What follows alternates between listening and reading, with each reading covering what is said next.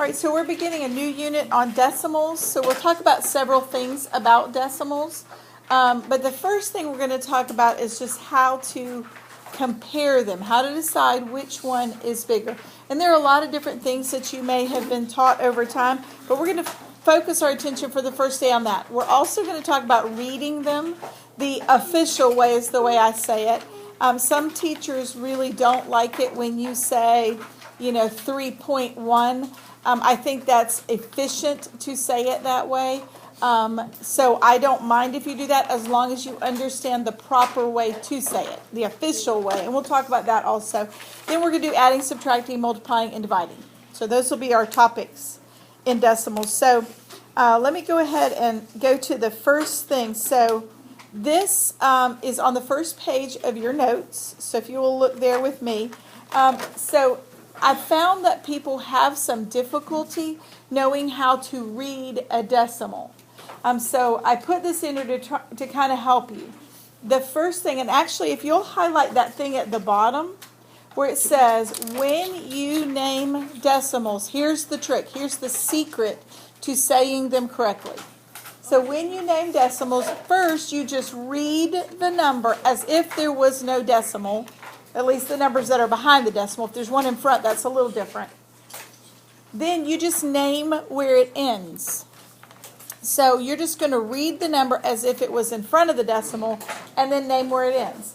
But the other thing people seem to have trouble with is knowing what place it ends in. So this is a little shortcut to help you remember. The tenths place, I think most of you know, is the first one behind the decimal, right? And the number 10 has how many zeros? 1. So first place behind the decimal, 1 0. That's tenths. So the second place behind the decimal is called the hundredths. How many zeros are in 100? 2. So the second place behind the decimal is the hundredths. Do you see the pattern? So how many zeros are in 1,000? 3. So the third place behind the decimal is the... All right, so let's go one more. What would come after that? What comes after 1,000? 10,000, right? So how many zeros are in 10,000? How many? 3. Okay, let's write it. Let's write it. It's all right. It's all right, we'll write it. So if we have 10,000, it has 4 zeros. So the fourth place, 1, 2, 3, 4, that would be the 10,000ths. You see how it works?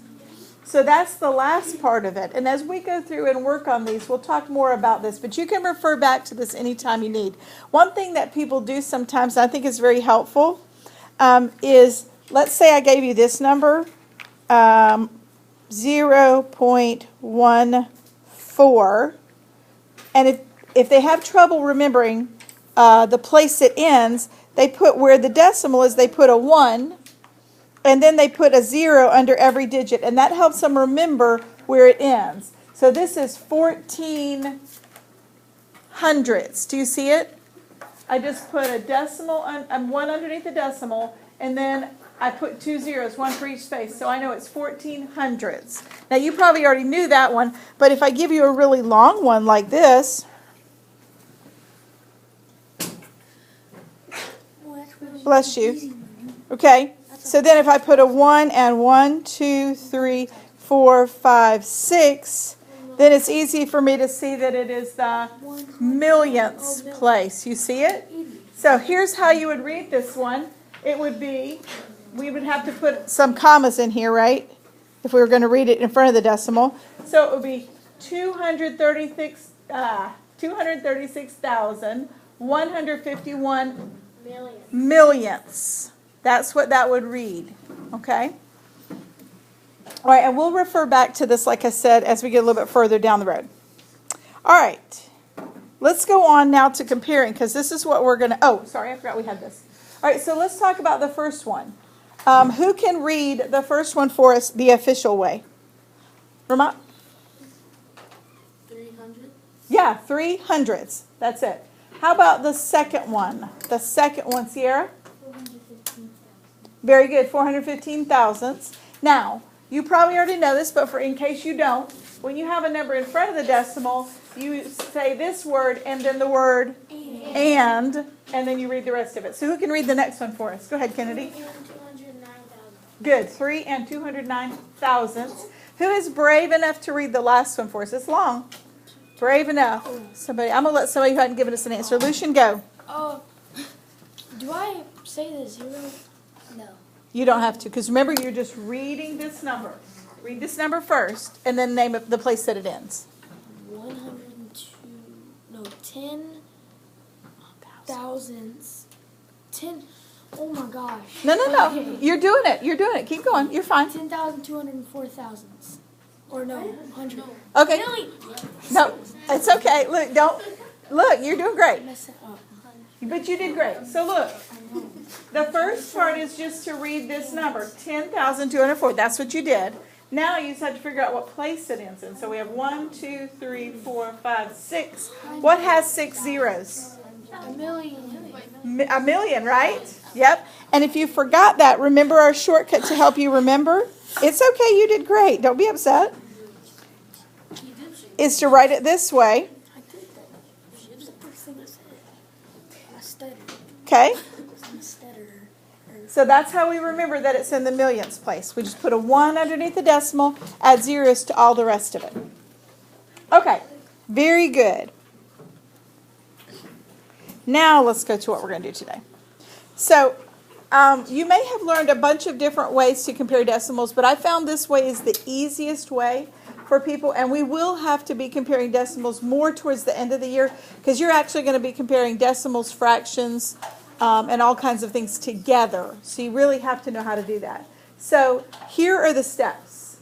And this is also on the front of your little foldable thing there. So it says, write the decimals in a column with the decimals all lined up. So write the numbers. Add zeros until all of them are the same length. And then read the numbers without the decimal. Whichever one is bigger is going to be your bigger number. So let's go through. I have an example for you that is already in your notes that I did. So it says, place them in order from least to greatest. So the first step, what was the first step to do? The first step. What? What is the first step that you just... Yeah, put them in a column. So 0.12, 1.03, 0.5, 0.125. Now, what's my next step?